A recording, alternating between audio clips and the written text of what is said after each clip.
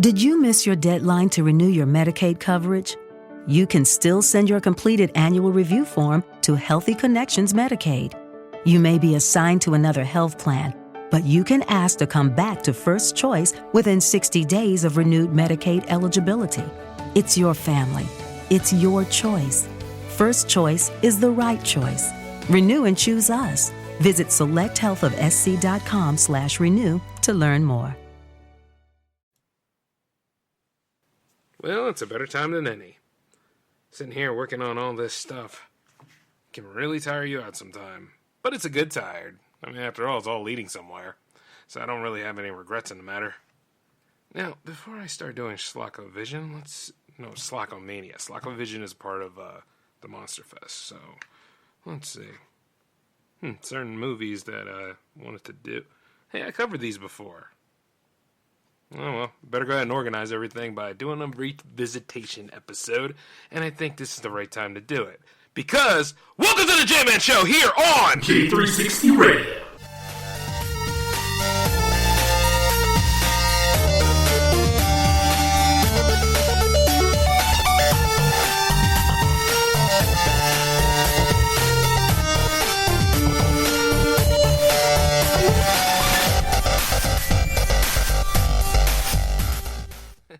Lucky Land Casino, asking people, what's the weirdest place you've gotten lucky? Lucky? In line at the deli, I guess? Aha, in my dentist's office.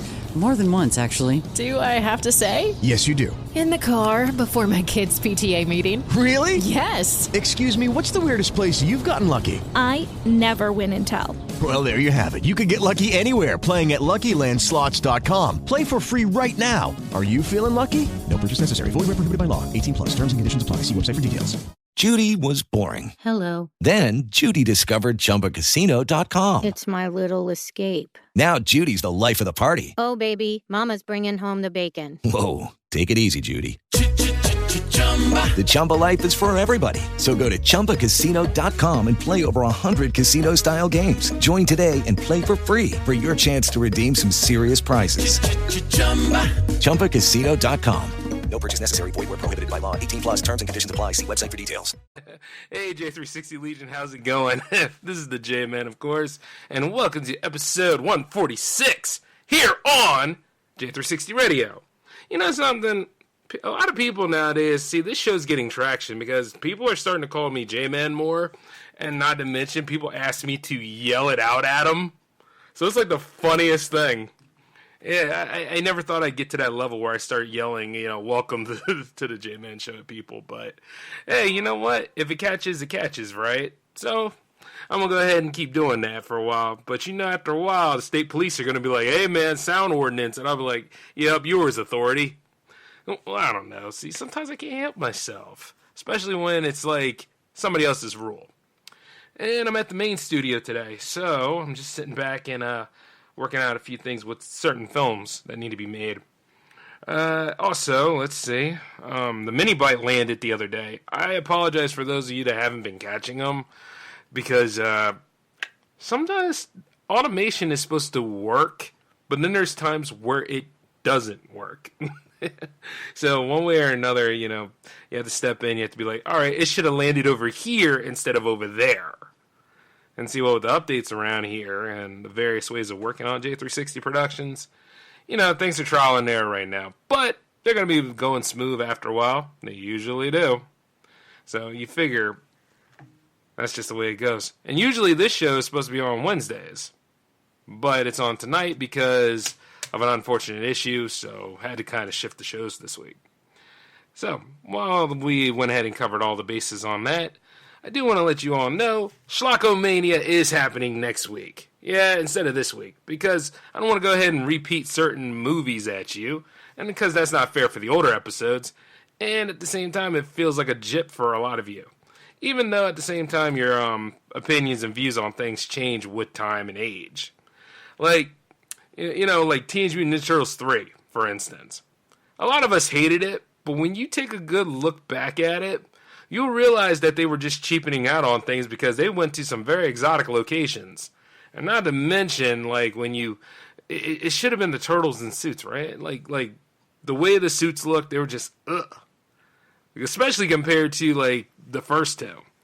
And you see, as the only thing that movie has going for it, outside of the awkward vibe that you get from Michelangelo and the villager woman. I mean, the villager woman. The warrior woman from the village. What was her name? Misu. Outside of that creepy vibe, you kind of look at it. It's like the only thing going for this movie is that the turtles use their weapons a lot more. They didn't use them in the second one that much, due to parents groups and watchdogs out there that say, this is too violent.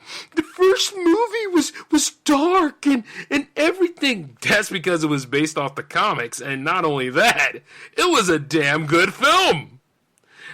Speaking of which, that movie just celebrated its anniversary. I need to go ahead and pop it in and just sit back and watch it. And while I'm saying pop it in, I'm sure some of y'all are snickering, saying, "Oh yeah, he still uses blank media and all that." Here's the thing, right? A lot of y'all are on them servers and crap, running them to the grindstone. Me, on the other hand, nah. I'm gonna have my stuff on DVD and Blu-ray, folks. Just go ahead, sit back, pop it in. It doesn't bother me much. Got to go ahead and put some life in my knees anyway. I'm getting old. Well, sort of. Old age doesn't set in until you're like around 37. Which, by the way, some of y'all are 37 and getting up there, too. Might have to go get some oil to work out the kinks. I'm just saying. Because I'll see it eventually, just not anytime soon. But, outside of that, though, I'm looking at this right now. Like, I remember covering Mortal Kombat Annihilation. I could not redeem that film with any sort of an ounce because there was just too much going on in it, man. Too many characters. It came at a zenith point in the series where, we're at Mortal Kombat 4, and then they decided to do Mortal Kombat mythologies and all these side stories, and, and then every single character had to get in this movie. Even Noob Saibot got in the movie, and, you wouldn't have noticed that unless you really paid attention to the part where he came out of Ermac's body, and then you're like, Ermac's in the movie, too? Well, he didn't really do much. And then Rain got knocked into the pit by Shao Kahn, and Shao Kahn was just reduced to a pathetic crybaby throughout the movie. Well, technically, yeah. And then, this was a good one. Shao Kahn and Raiden were brothers. Where the hell were they going with the script, man? It was bad.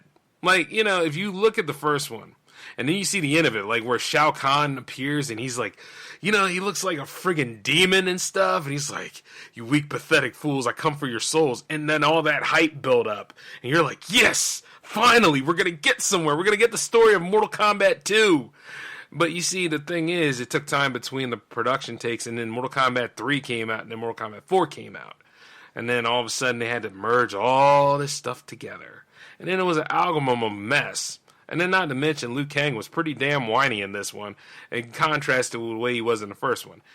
Now, I get it. In the hero's journey, sometimes the hero can be world-weary. The hero can be tired. The hero doesn't want to really deal with this kind of crap. But there has to be those insurmountable odds in them circumstances, such as Kitana getting kidnapped, to actually put him in the situation that he is. He has to go ahead and take his stance again and go back and put his armor on and go to war. And you see, the thing is, he had to find a certain technique in order to get himself better, which is his animality. And he managed to learn that by getting whacked in the head by Nightwolf, which was a very funny scene, by the way. Because, there's a fast way and a slow way. And boy, as soon as he wore him out, we never saw Nightwolf again at the end of that scene, but it was like, yeah, okay. So this is what he's supposed to learn after all that he did in the first movie. He still has guilt and regret. Yeah, I guess there is that moment where you kind of have those feelings. Even if you succeeded in something, there was still something a little off. So it's just one of them kind of things you think about, I guess. Let me think about my own history. Nope. I kicked a lot of ass growing up. Needless to say... Well, you win some, you lose some, but still, I did kick a lot of ass. But outside of that, though, the fights were pretty good. I wish there was a little bit more Sub-Zero in the movie than what we got. But he managed to fight against Scorpion. We never saw Scorpion again at the end of it. Hell, we never even saw Sub-Zero again at the end of that bout. even though that was like one of the best fights in the movie. And then God knows what Jax was doing to himself. All it seemed like Jax was capable of doing was showing up. Like you remember Ahmed Johnson back in WWE? Like, you know, the thing is, he was big, he was strong, but the thing is, he really had no character and no personality, didn't bring nothing to anything, even when he was brought into, like, the Nation of Domination, and just pretty much just, you know, you're like, it's Ahmed Johnson.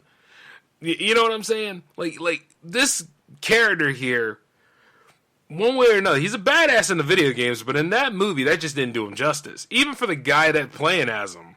He's just getting his ass kicked every time. The only time he ever really wins a fight is when he was punching that demon monster to save Sonya. And even then, the demon monster looked like he was enjoying it the whole time. It's like, yeah, go lower, strong black man. Hit me in the right spot. Oh, man, that feels good. And then it vanished away. If you really look at this movie, once again, I would say, like, you sit back and go ahead and laugh. As a matter of fact, you should laugh at all the ones I got on this list. Because, I mean, like, he was getting his ass kicked. And then Motaro came in there, ripped the cybers off of him, and threw him down. And then instead of, like, if it's really Motaro would just kick your ass, would just kill you, wipe you out. But then he said, without your weapons, you are no match for Motaro. And threw him down, and that was it. And then the guy just sat there, he's like, I need to be confident in myself. I need to be better than what I am. I'm like, dude, you're in the military. You know, you're a major. You should be already confident. You lead people. I mean, damn, man. Like when you really think about it, how strong do you need to be? It's just as bad as anything else. But eventually he did learn his lesson. I mean, everybody has to have a story arc. You're never really this super badass until the end of the movie, right? So, you know, maybe that was it. But it was a lot of lazy writing with that one. Okay, I also covered Batman and Robin and Batman Forever. I like Forever to a point. I didn't care for Nicole Kidman's acting, and I think it was cool to finally see Robin on an actual movie, played by Chris O'Donnell. Did that right. That was okay. Jim Carrey as Riddler, not too bad, but you can still see that he's still in the hyped up phase from his Ace Ventura time. You know, in contrast to the actual Riddler in the comic books, that's very sadistic and, you know, death-defying games of chance with him. I mean, they were there, but at the same time, it was like kind of hokey in places. But it was the 90s, so, you know, you can kind of get away with it a little bit. And then, of course, Tommy Lee Jones is Two-Face. Not bad. I thought it was kind of interesting at the end where they threw all them coins at him and he fell down to his... Did he fall down to his death or did he just fall down? I don't know. Interesting. But, you know, the movie was okay. It's just, you know, it's just one of them kind of things that had a lot to live up to after the first two films. And to be honest with you, the lighter tone was appreciated to a point because Batman Returns sometimes was kind of a strange movie. I mean, like, I'll love it. I'll love it forever. It's one of the best Christmas movies I watch. But, yes, it does count, damn it. It does. Just like Die Hard. Okay? Yeah, I said it. And I'll say it again, too. And if you don't like it, get your own damn show. Now, but, yeah. So I'm totally okay with it. Now, Batman and Robin, however, boy, that was a hit or miss.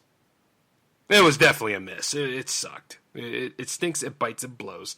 Moving forward, though, you know, just like Superman 3 and 4, I still to this day do not understand exactly what Richard Pryor's role in Superman 3 was.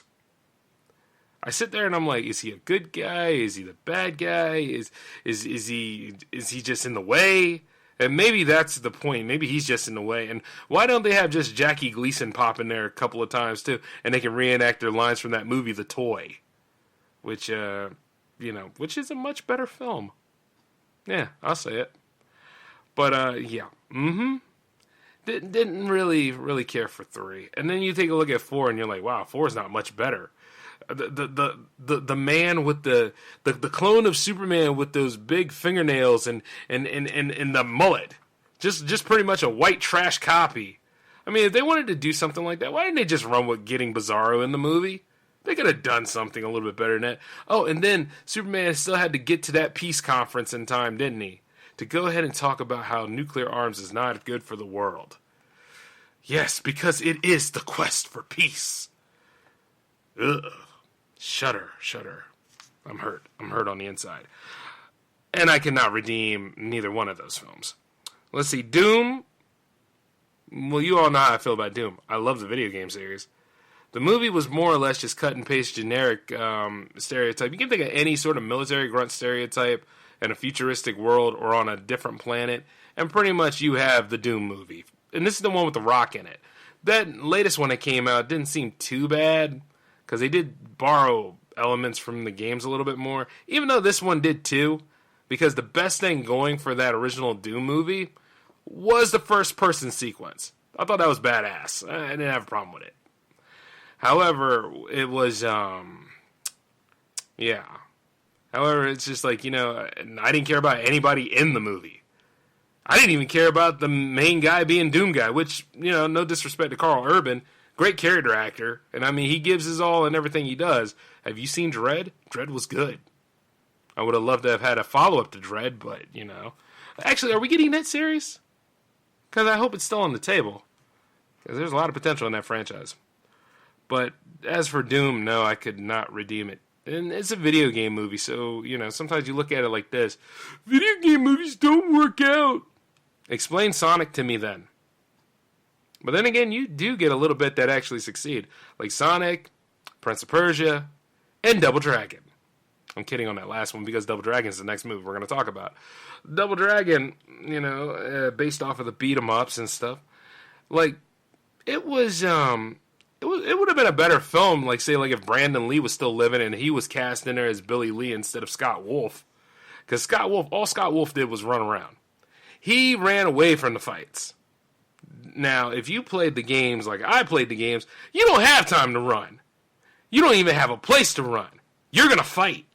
You're going to beat the hell out of any thug that gets in your way. And then, of course, there's always going to be that one thug that hides in the background, either has a knife or some sort of projectile, and throws it at you as soon as you drop your guard. And as soon as you drop your guard, you might as well be down. Or you hope that your second player, your buddy, will show up and take the knife for you and then be like, don't worry, I'll avenge you, even though you're not going to. And you just beat the living crap out of every single gang member around because you have to get the highest score. And, eventually, in, like, some circumstances and ports of the game, you do have to fight against your brother because your brother probably was leading the gang the whole time, which they actually did in the movie. So, like when he became possessed by Kogashuka, which at the same time is kind of a cool rap name. You know what? I think I might claim it, even though I don't rap for anything. I am Kogashuka. Yeah, that's badass. I'm going to hold on to that. But, you see, when he possessed him and then they fought at the end of the movie, that actually did take place at I think in the NES port. Yeah, it did take place in the NES port. And it was also in the animated series, if you've ever watched it back in the day. I had plenty of time to watch a lot of animation stuff growing up, so needless to say, I remember it. He was the Shadow Boss, not Shadow Master. That came a lot later. But outside, in that movie, I kind of, it's like a Saturday film. It's like one of those movies you just look at, it's like on, and you just sit there and you're like, okay. Like, this ain't going to win any points or anything, but, yeah, it was all right. And, as you can see, I'm trying to give a benefit of the doubt because a lot of these things, my taste did kind of change over a while. But, yeah, I'll give that one a small pass. Yeah, not hard pass, whatever. You know what I mean. I'm moving on. Of course, Masters of the Universe. Now, this one surprised me. See, a lot of people, they like this movie. A lot of us are hoping for, like, the new stuff to come out. And there's been a lot of premises and things thrown around. And it's also, the animated stuff has been re-released. And I need to go ahead and grab that because that stuff is damn near affordable now. It's not up there anymore. I need to get that in She-Ra. But you see, and the thing about this movie is, and me and my co-worker argue about it all the time. We try to talk about, like, whether it was a good movie or not. And as usual, it depends on your opinion. Now, while the movie didn't have certain original characters in it, it did have He-Man, it did have Teela, though it's questionable what they've done in there. It had Man-at-Arms, but of course you have Gwildor, though, instead of Orko. But you see, the thing is, they went with that because Orko is a he's a floating majestic creature, whereas like they couldn't really work it out. It was 1983, so you got to give it a little bit of a doubt, but one way or another, they could have figured out a way to work it. They could have had like a low-flying puppet if they could, but I figure that the man who worked behind this, or a lot of the people in the production staff, they probably didn't think of it at the time, or they probably spent a lot of the budget on different things. And they kind of did, because for the final battle alone, the director had to pay out of his own pocket. Which was, you can see why the close-up shots were kind of awkward, and not to mention, like, things were faded. It was creative for what it was. And for me, I liked it for a cult film, because one way or another, the bad guy won. Throughout all that crazy stuff in the series, Skeletor actually won. As soon as he managed to gain possession of Castle Grayskull, it was over, man. It was one of those things that really didn't happen in the show much. He got close, but he never claimed it. In the movie, he claimed it. Now, the rest of it, where He-Man and company go to Earth and everything, you could tell they were just writing around production costs, because I'm sure Eternia would have cost a whole lot of money just to run through. And I'll still watch it to this day. And then moving along, of course, you got Spider-Man 3. I've already made my peace with it, so I'm not even going to go into it. The Amazing Spider-Man 1 and 2. I love Amazing Spider-Man 1 because it had the lizard in it, and the battle sequences were awesome. But, Amazing Spider-Man 2. I liked Electro's story arc, but at the same time, it was just a mishmash and a hodgepodge of all sorts of different things. And as you're trying to build the Spider-Verse, that is not the way you do it. And Sony has learned from their mistakes, because they got some interesting things coming along the way, along with Venom, Morbius, and of course, Spidey's back in the MCU, so nothing to worry about there. So I won't even delve into it. And then you got Krull. Krull was cool. Like, I know it didn't do so well in its beginning. Quite a lot of these films didn't do so well, that's why we're talking about them. But you see, the thing is with Krull had that mix of high fantasy and a sci-fi setting. And it dealt with a prince having to find a mystical weapon so he could save his lady love from this intergalactic beast that just tried to destroy a whole bunch of things. And granted, the beast wiped out both his family and her family. So there's hell to pay. So he had like his whole band of merry men to join him on this quest.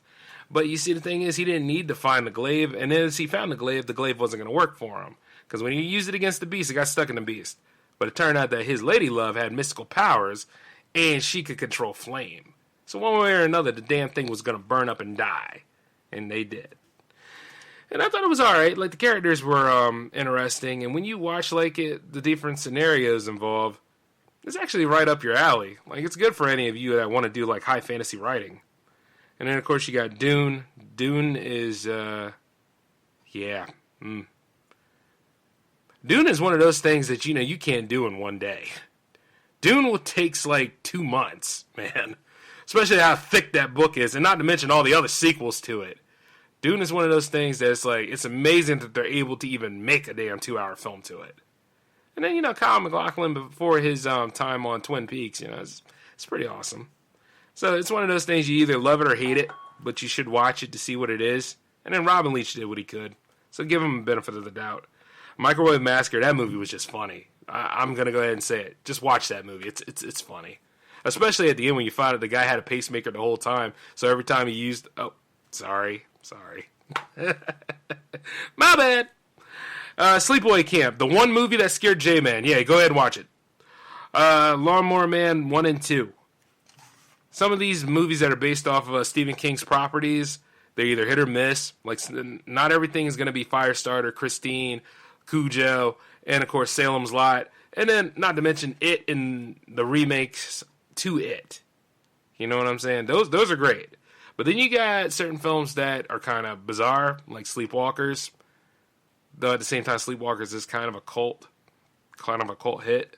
I liked it to a point, but I had to get in the mood to really watch it because, moms and sons should not be doing what they do in it, And at the same time, they were weird-looking cat people, and it turned out that cats are actually their weakness. So, that kind of makes it interesting. But you see, with Lawnmower Man, though, what happens when you do the Flowers for Algernon syndrome on a mentally retarded man and turn him into a genius and still find a way to mistreat him, even though he has developed the ability of ESP and ways to use your science against you and kill everyone you know and become something more than human? Lawnmower Man. And indeed, like, they experimented on that poor boy and they just turned him into something fierce, man. But then you see the second one, and the second one had Matt Fuhrer in it, and more or less it's like looking at Max Headroom gone crazy.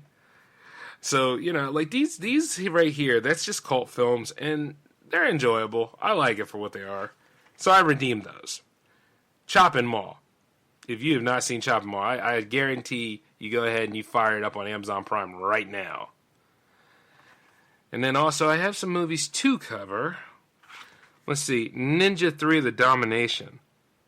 That sounds like an adult film, really. Like, you know, could you imagine like ninjas dominating something? And then, oh man, actually, I remember that film too. I was a kid when that came out, because it had the girl from Breaking in it, and she eventually gets possessed by the spirit of an evil ninja, and some way or another, like when she goes out into the world, she becomes this assassin. She starts wiping out the cops that killed the ninja originally, even though it seemed like no bullets on Earth could actually stop that damn guy. And then it also had Sho Kazagi in it, and he's somebody that played in a lot of the other ninja movies too, because this is from the Cannon Group. So, you know, they made a lot of anthology stuff for what they've done. And right off the bat, I need to find those other two films so I can sit back and, you know, look at the trilogy as a whole and quote on the word trilogy. And then, of course, there's Robo Vampire, where you have this RoboCop knockoff that actually goes about slaying Chinese vampires. It is so ridiculous and over the top. And if you actually put in the words for it, you can see, like, the poster. And obviously, they love RoboCop over there because, I mean, it's sort of familiar to them. I'm like, hey, Murphy's still doing the work, isn't he?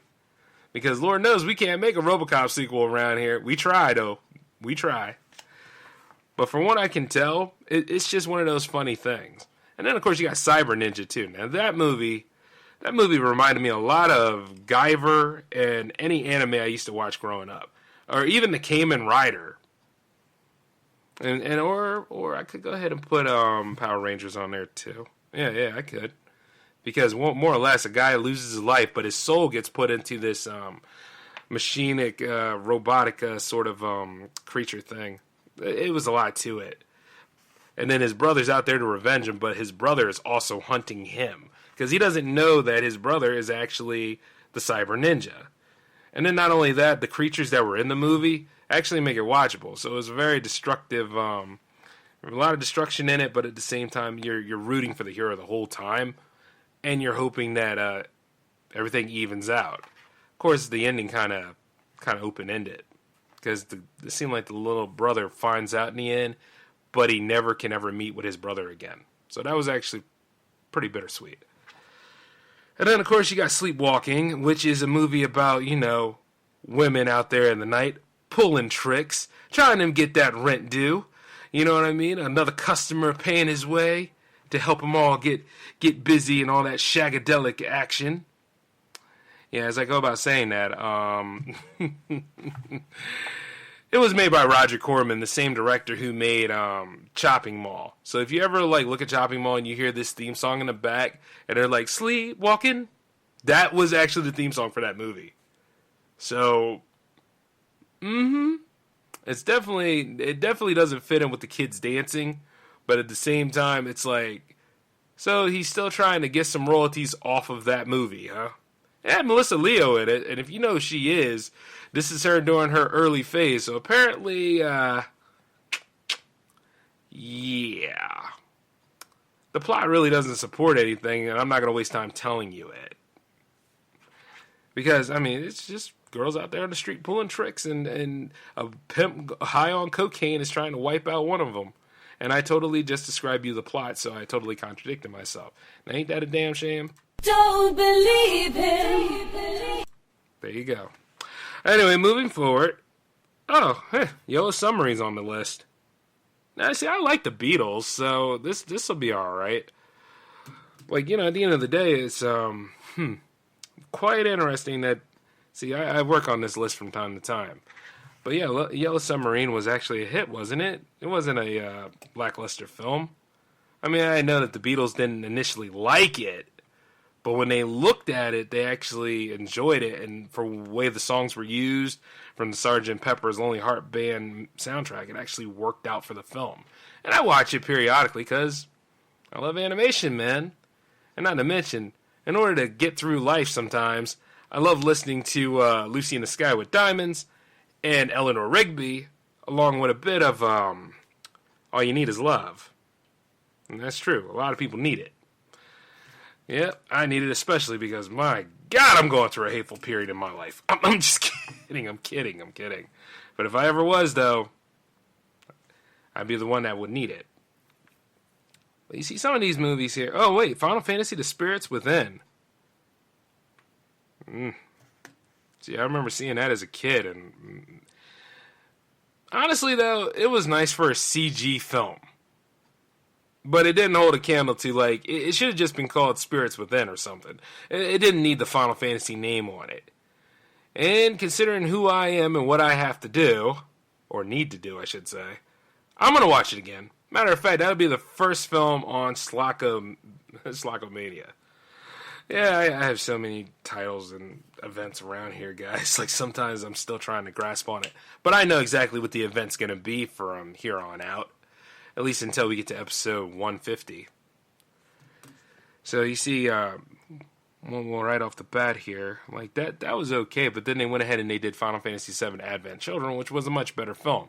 I wish they would go ahead and do one for, like, at least all of them, Because I think, the only ones that have, like, any sort of property based on them is that one, 7, and I know 5 has, like, OVAs. They have OVAs based off of Final Fantasy V, but they need to go ahead and do one for 9. They need to go ahead and do one for 6. And while they're at it, go ahead and do one for 12. Because I managed to take a look at 12, and, honestly, it grew on me. I don't have a problem with Final Fantasy 12 anymore. But outside of that, though, I've talked your ear off enough. I mean, pretty much, I'm just letting you guys know that we're going to have a pretty good event. We're going to get some things lined up. I didn't want to talk about what was going on at the day job, and I didn't want to talk about, the invisible plague that surrounds us, because, honestly, we all need an escape. And these movies, when I do this, it's not about whether the movies are good or bad. It's about how watchable they are and what I could recommend to you all. And then there's some times where the mainstream critics out there, they get it wrong. Like, sometimes these movies don't even get a fair shake because there's an agenda to push one other movie out there. You see it all the time. You see where Rotten Tomatoes flip-flops. You see where certain people that are content creators are paid off to go ahead and give what is not necessarily the best showing a huge, beyond huge positive review.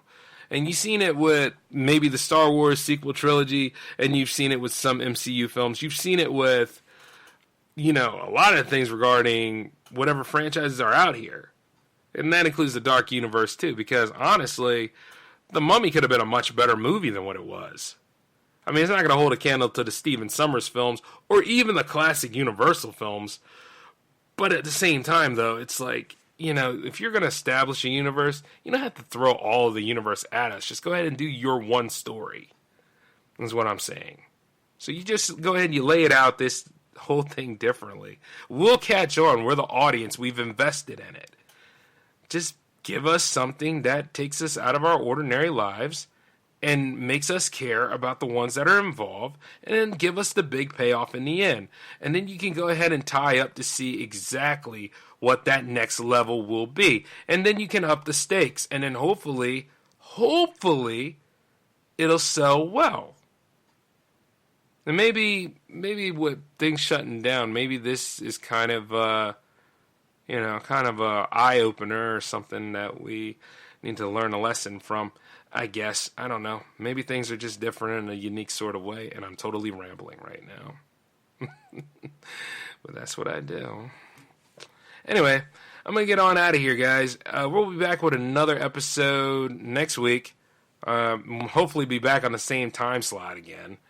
And then, who knows, the weekend is getting pretty broad right now. Maybe I could go ahead and do something special for you all. You know what I'm saying? But we'll have to see. And until then, this is the J-Man signing off, and you all take it easy, okay? Peace.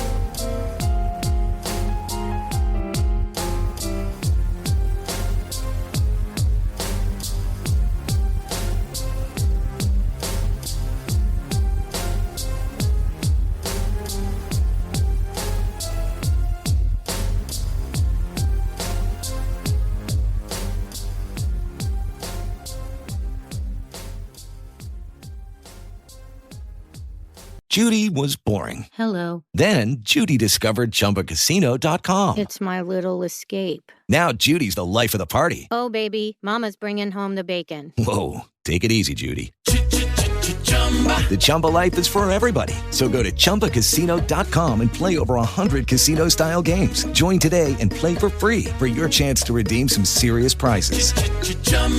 ChumbaCasino.com. No purchase necessary. Void where prohibited by law. 18 plus terms and conditions apply. See website for details.